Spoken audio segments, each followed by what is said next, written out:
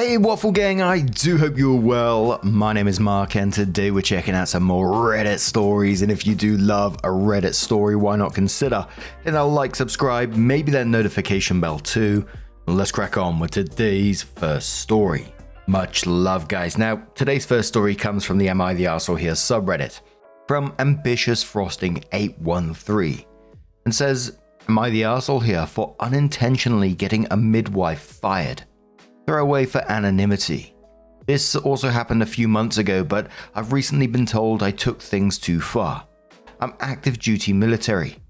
My wife and I began trying for a baby about 2 years after we got married, and after a few months she got pregnant with our first child. About 6 weeks after she found out, I was deployed for a 6-month stint. Sadly, that meant I would miss all of her OB appointments, except the first one to confirm she was pregnant. Early in her pregnancy, she decided using a midwife would give her a better birth experience, and I was totally on board because she's the one giving birth, and I wanted her to feel 100% confident in the people assisting. It had also been decided that the people in the room, aside from medical staff, would be me for obvious reasons and one of our mothers. My mum lives about an hour by car from the base I'm stationed at, while her mum lives a 4-hour plane ride away. Ideally, her mum would be able to get there in time, but she loves my mum too and was okay with her being there if labour went fast and her mum couldn't make it in time. Fast forward to me getting back from the deployment and her being really close to giving birth, like due in a week close. She was supposed to have an OB appointment that I would be able to go to, but ended up going into labour very early on the morning of the appointment. We go to the civilian hospital and they confirm she's in active labour. I called her mum, who immediately booked a flight that would have gotten her here at about noon. Then my mum, who came to the hospital a few hours later. A while later, the midwife comes in to see my wife and was rude from the start. My wife told her I was back from deployment and she calmed down a little but was still clearly not happy I was in the room. Especially once I started cracking jokes to try and distract my wife from the pain of the contractions. Then the midwife glared at me and told me to take this seriously and have respect for my wife while she's in pain. I thought her hostility was weird, but was more focused on my wife and doing all I could to support her. As it got closer to noon, my wife was almost 9 centimeters dilated, and so I decided not to go pick her mum from the airport and had her take a cab instead, so I wouldn't have to leave for over an hour to drive to the airport. When her mum did get to the hospital, I left the L&D floor briefly to go downstairs and pay the cab driver so her mum wouldn't need to. As the cab is pulling up, I got a call from my mum telling me the OB and midwife were there and the baby was coming fast. Of course, I rushed back up there after tossing some cash to the cab driver, so her mum and I could be there for the birth. When I got back to the L&D floor, my mum was in the waiting room since she had to step out to make the phone call and also knew she'd be waiting outside. I used the intercom to ask to be let back in, and to my surprise, I was denied entry. They said they had an order to not let me or anyone in to see my wife. That was really confusing, so I asked why, and was just told I wouldn't be let in and not to tie them up on the intercom or security would be called. So the three of us waited outside, since my wife didn't answer her phone as she was actively pushing our baby out. Well, over 2 hours later, she was able to call me back and asked where I had been. I told her the hospital staff wouldn't let me in, but I had been in the waiting room trying to get answers for almost 2.5 hours. Long story short, it was the midwife who told the desk staff that I wasn't to be let back in. She lied and said my wife had reported I was abusive and she didn't want me there. So not only did my poor wife have to give birth alone and without me or her mum there for support, I missed the birth of my daughter. It meant a lot to me to be there to see my baby come into the world, because I missed so much of the pregnancy, and that was ripped away from me because this awful woman didn't like that I never showed up to a single appointment the entire pregnancy, despite being told by my wife that I was deployed. So, with my wife's support, I filed a formal complaint about the midwife, and she ended up getting fired by the OB's office. My wife is naturally on my side, but some of our friends have said I was wrong to make such a big deal out of it and taking away the woman's livelihood. Was I the arsehole for reporting her, which caused her to lose her job? I'd like the perspective of people outside the situation. Edit, I took some advice and contacted JAG, military lawyers, to meet with the attorney about taking further steps. Have a meeting scheduled for Monday afternoon to discuss what can and should be done to ensure this doesn't happen to anyone else in the future. Thanks to everyone who offered support, and screw those who DM me to tell me I'm garbage for being in the military and deserve to die because they think I hit my wife. You all have a place saved in hell. Edit 2. Since some people are so caught up on me paying for my mother-in-law's cab and the jokes I was making with my wife, I'll clear it up. I made jokes because she asked me to distract her from the pain by making her laugh. We were both making jokes, not just me. I also paid for my mother-in-law's cab because my wife told me to make sure I went down and paid. And also because it was the right thing to do since she didn't choose to take the cab. That was my choice since it was last minute. Absolutely not the arsehole for reporting that. Whenever you see medical malpractice, it is important to report it because you may not be the first person this has happened to, and it might not be just, not letting people in the delivery room. There could be all sorts of other stuff going on in the background. I'm not saying that it is, but you never know, and that needs to be investigated. And not only did you miss the opportunity to see your child being brought into the world, your wife also lost her support that she was looking for in those moments. Yes, obviously the medical professionals are key there, but a wife also wanted her husband, mother or mother-in-law there with her, which was taken away.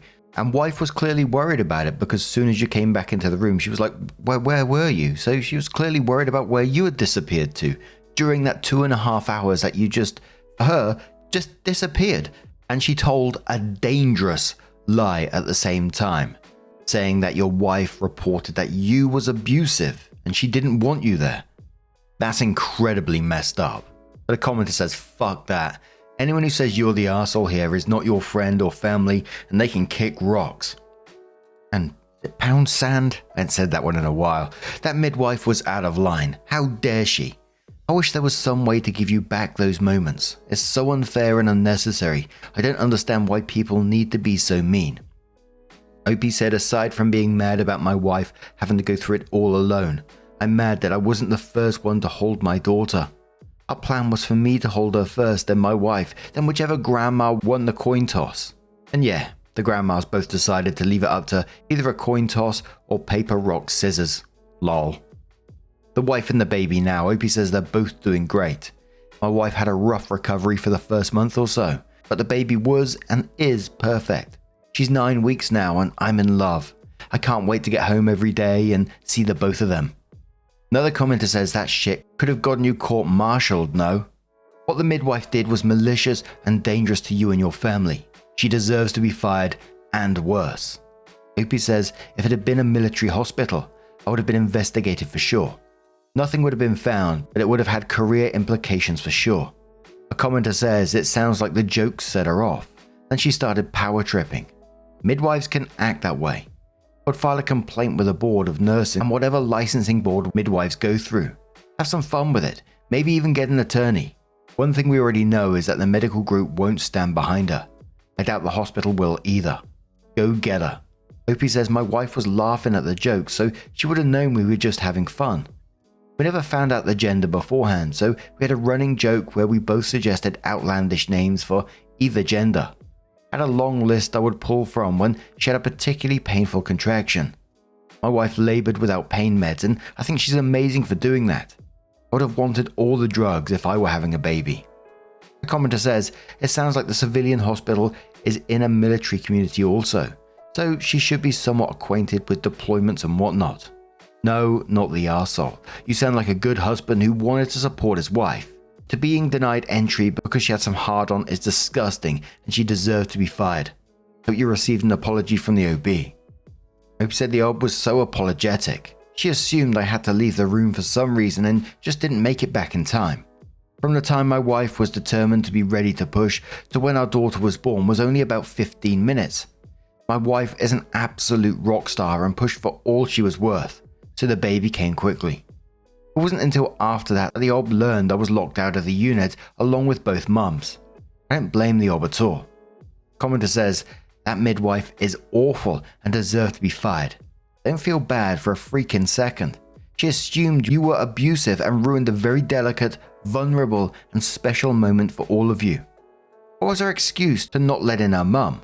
Was her mum suddenly abusive too? Opie said according to the OB, she implied that she thinks all military members abuse their spouses, so she spoke up when my wife wouldn't for herself. But she had no answer for not letting my mother-in-law in. I wouldn't have been as upset if at least one of the mums was there. But she made sure no one was, and that hurts me because my wife deserved to be supported. And the last commenter said to OP, did your wife say anything after it was all over to her? Or anyone for that matter from the birth team or hospital before you filed? OP said she fell asleep shortly after the birth because she was exhausted, and I totally understand that. And she woke up about 45 minutes later and asked the nurses if they knew where I was, which is when one of them told her the midwife said no one was to be let in, per my wife's request. She panicked for a minute and asked for her phone on the table, and that's when she saw all my missed calls. Most of the nurses were apologetic and said they had worked with the midwife for a long time and didn't have a reason not to believe her. So Opie comes back in to update the post and says, we met with the attorney, the military one, on Monday, and it seems like I have a good case for going after her license, as well as possible defamation lawsuit. She's a certified nurse midwife, so she has a license that can be revoked or suspended. I'm not convinced it needs to be revoked altogether, but I do think she should be suspended for a while and forced to get more training in her field. The attorney assigned to me is a parent herself and seemed genuinely appalled that someone would have to miss the birth of their child because a member of the medical staff used their influence to deny entry back into the maternity wing, especially when it's for a made-up reason that could have got me in a lot of trouble with the Navy. My wife was able to come with me to the meeting and had a brief conversation alone with the attorney. On the drive home, she told me what they spoke about, and basically the attorney just needed to confirm that everything the midwife said about me being abusive was false and unfounded. When my wife told her I have never and would never lay a hand on her or my child, she asked if my wife felt any sort of emotional distress about me not being there for the birth. She confirmed that she does, and that's when it was decided that we would try to build a case for more than just possible medical malpractice. We don't care about any monetary gain. If we were awarded anything, it will go into an educational account for our daughter, or be donated to a charity. We are in agreement that the midwife should have to answer for what she did though. She took away a once-in-a-lifetime experience for me. Even if we have more children, I'll never get back the lost experience of not seeing my firstborn come into the world. So that's where things stand right now. Any further updates will most likely be a long way off since there's going to be a pending litigation soon. Thank you to almost everyone who commented and offered encouragement. It gave me the push I needed to seek out a legal remedy for the situation. My wife and I are truly thankful. And a lot of the comments below that were saying, if the midwife had the balls to do this, what else she lied about, made decisions for in the past, and current patients. But now I'm going to turn this one to you guys. What do you guys make of this situation? Let me know your thoughts down in the comments below, and let's move on to another story. From Visible Yesterday 62 from the Am I the Arsehole subreddit, and says, am I the arsehole for not offering to care for my unwell ex-husband? I, 56 female, have been married to my wife, Angela, 56 female, for a year, and we're planning our first anniversary celebration with a trip overseas. I was very excited to spend this time with my wife, but unfortunately, my ex-husband, Dan, 58 male, recent hospitalization is putting a damper on my plans. Backstory. I met Dan in college and we got married shortly after graduating when we found out that I was pregnant. At the time, it felt like the right thing to do, but looking back, it was a bad idea. I resented having to put my career aspirations on hold in order to be a full-time caregiver, and Dan resented having to be the main financial provider. However, this did not stop him from constantly bringing it up whenever I asked him to help with the kids or the home. He also never defended me when his mother would stop by unannounced and the household wasn't up to the Queen's standard. I felt so exhausted and trapped, and if it weren't for my kids, Junior, 34, Sarah, 32 female, Michelle, 29 female, and Mike, 29 male, I would have left years ago. Unfortunately, Dan did not have the same values as me and blindsided me with divorce papers. It was a rough process, but after the first year of our divorce being finalized, I got my groove back, and within the next 4 years, I was able to get a nice apartment and a good career. The present day. A couple of weeks ago, Dan was rushed to the hospital, and while the doctors were able to save him, his health took a turn for the worse. His wife is now essentially working to provide for their kids, while her parents watch them to save on daycare. I learned all of this through my children, as I do not care to have any direct contact with Dan, but almost every time I talk to them, they always bring up how stressed and tired they are over having to look after their father. I thought I was just being a sympathetic ear, but a couple of days ago my children came together to confront me about my lack of willingness to offer assistance to their father, and as their mother, I should want to care for him to make their own lives easier. My children know that while I have a full-time job, I can make up my hours, and they want me to come into his house at least twice a week to make sure he's clean and fed, or pay for a nurse to come do it. I refuse, stating that Dan and I have been divorced for years and that their stepmom can handle that. That's when they told me that she didn't care about their dad like they do, and is almost likely hoping for him to pass so she can collect on his insurance policy as the legal wife. My daughter Sarah then began to cry and asked me if I cared whether or not she had a dad anymore, while Junior and Mike thought that I was being bitter. Michelle asked me to put them first and that I can reschedule my anniversary trip with Angela. My former in-laws are also calling me to say that I need to do this and that I'm a horrible mum. Am I the arsehole? Now this one came across to me as quite a simple one, so I'm going to be interested in your thoughts on this, but it was a simple not the arsehole. You know, you divorced this guy, he's nothing to do with you anymore. He chose to divorce you. Why would you be paying for his care or getting involved in his life, going to his house when he's got a wife as well? How many adults in this situation are caring for him? And are caring for someone, depending on the severity, of course, is really taxing. But you've got like 4 adult kids, you've got the wife, you've got the in-laws. I mean, there seems like tons of people here, and they all just seem to be guilting OP to care for him.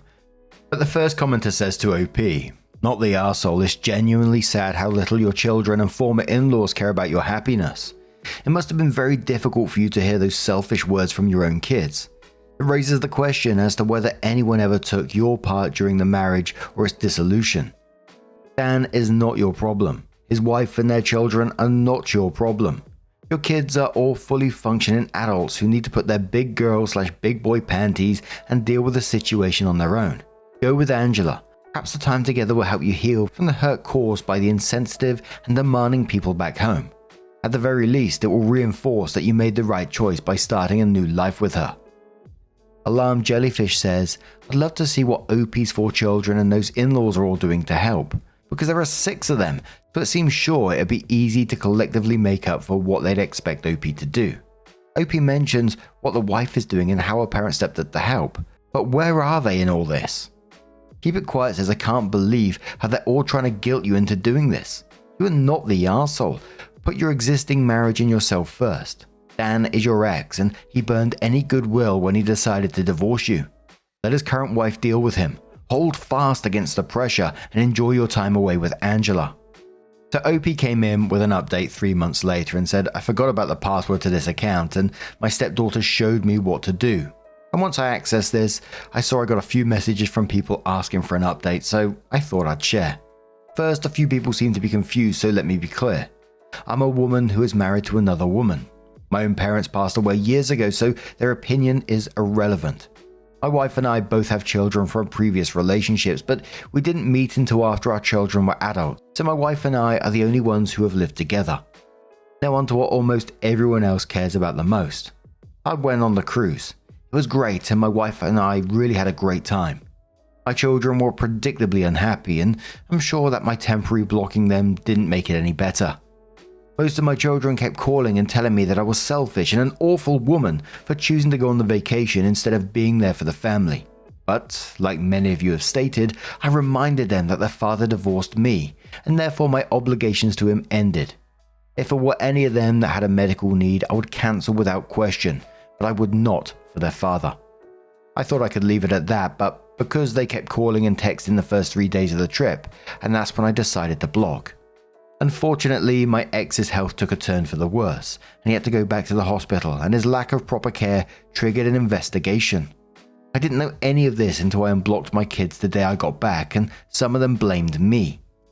I've come to the conclusion that they're all just mad at the situation, and I'm a convenient villain. I've accepted this because I can understand the fear and anger of facing the idea of losing a parent that you love. I just hope that one day we can all sit down with a family therapist and mediate the situation. However, this did start to trigger my past tendencies of sacrificing my own happiness and well-being for my children. But my wife, therapist, and even a small piece of my inner self had to remind me that my children are adults and that my ex isn't my responsibility. I tried to reach out, and so far most of my children aren't talking to me. And I've made it very clear that I will not be able to see my grandchildren as a punishment. It's sad, and I'm still wrestling with the guilt and doubt, but my wife and stepchildren are being very supportive, while my other family is a mix, and most of my friends are neutral. Proper sense said on the back of that update. All I take from this is that your grown-ass kids were not able to take care of their own father, not the arsehole. Jess says, sounds more unwilling than unable. Goes Through Days says, not the arsehole. Yes, it is hard when you have an ill parent in the hospital. I've had the experience myself. Your children are 4 siblings who can divide the work between them. You have no obligation. Your children's demands are sounding very entitled. Junior Ad says, seriously, I went to see my mum every day in the hospital for 3 weeks because I'm a freaking only child. There are 4 of them plus a wife. Opie says, all my children have families of their own, and my ex lives about 40 minutes to an hour away from all of them, so I imagine it's not as simple.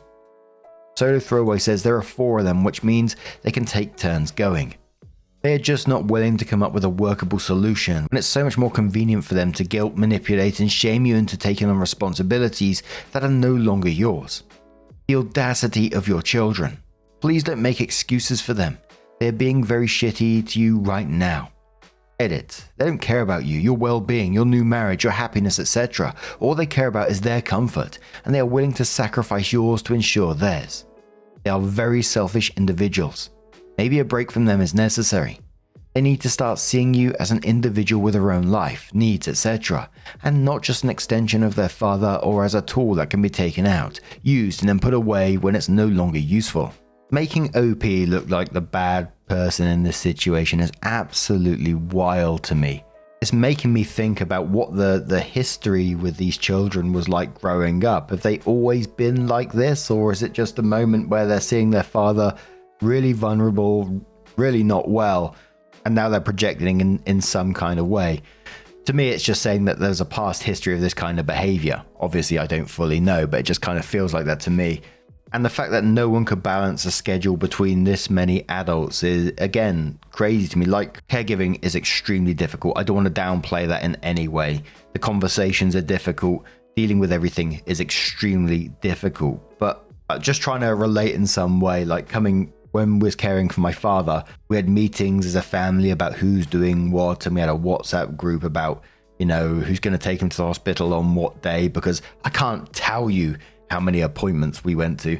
Checkup, chemo, lung drains, collecting and arranging various bits of equipment from the hospital as things progressed. But making a schedule for that made it so much easier. I'm not saying it's easy, but it made that situation easier. And I just found it bizarre that nothing like that seemed to be happening in this story. Maybe it did. Like I said, we're getting a very small part of a story here, but it just felt like there was some background information about these kids and the way that they immediately turned on the OP, which was wild. But what do you guys make of this situation? What do you think's going on yourselves? Let us know your thoughts down in the comments below. And just a huge thank you for being here today, getting involved in the stories. Your love, your support, your time always means the absolute world to me. So thank you so much, and hopefully I'll see you in the next one. Take care and much love.